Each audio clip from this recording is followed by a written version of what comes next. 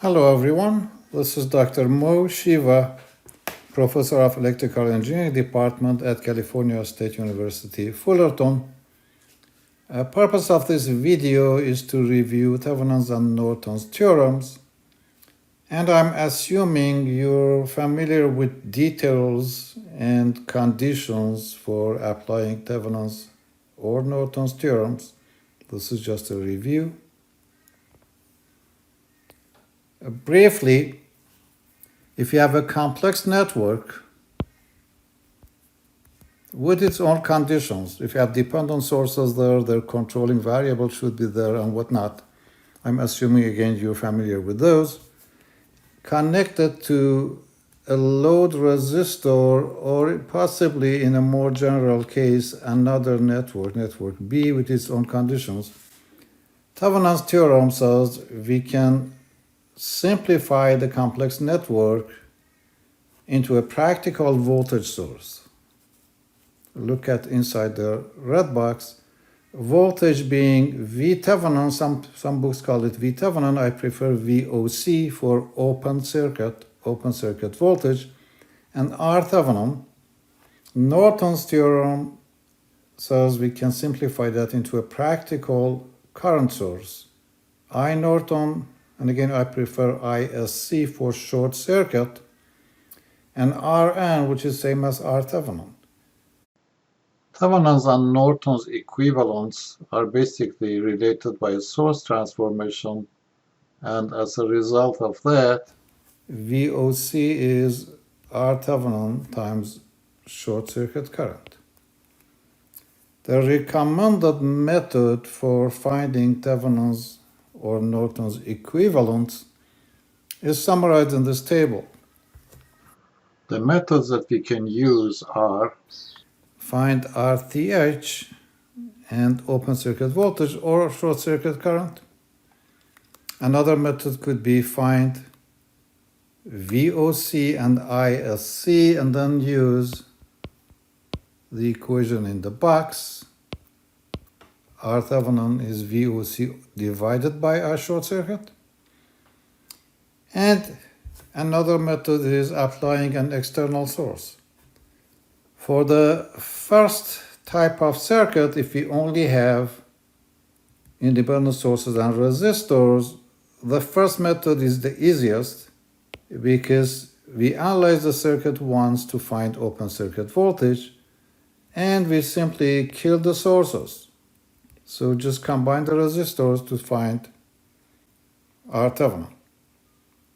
Finding VOC and ISC, is it possible? Yes, we can use that, but it's usually lengthier.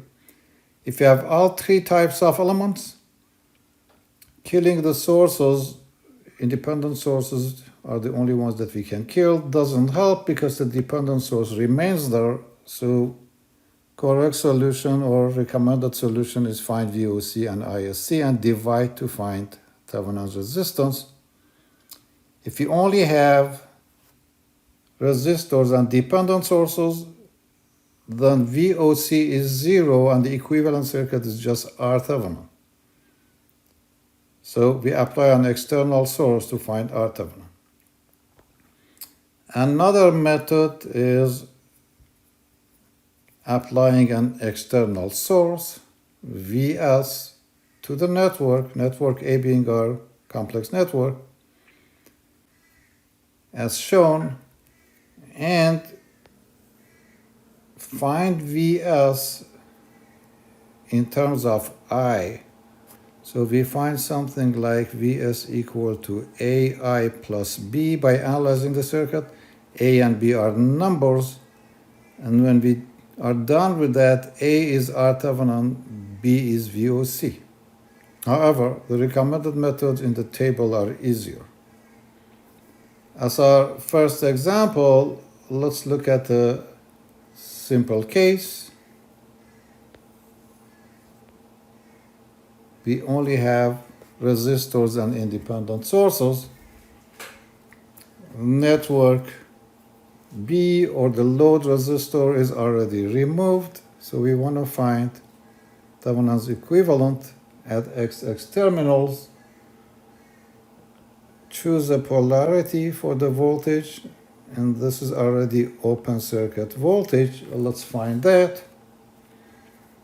Since 5 ohm resistor is just hanging on the air and it's not doing much, voltage across it is 0, so VOC is same as voltage across the 4 ohm resistor there. So open circuit voltage is equal to 10 times doing a voltage division, 4 divided by 4 plus 4 equal to 5 volts. Next, kill the source. In other words, it's a voltage source, so short circuit it.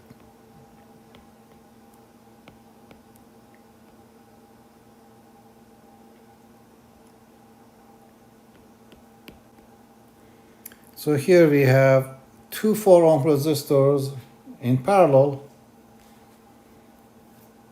plus another 5 ohm resistor on the top. Combine 4 and 4 in parallel.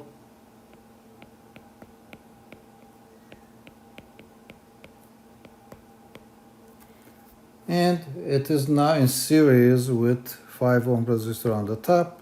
So Thevenin's resistance is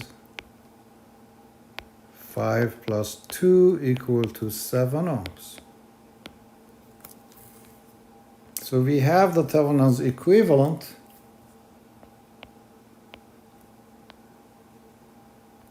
A practical voltage source with a voltage of 5 volts and resistance of 7 ohms. If there was a load resistor, we can connect it back at this time. So that is the Thevenin's equivalent of the circuit.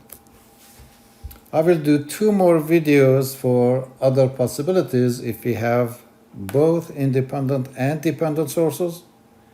One example for that, and another video for circuit having only dependent sources in it. Please review those videos and you should have a good understanding of Thevenin's theorem.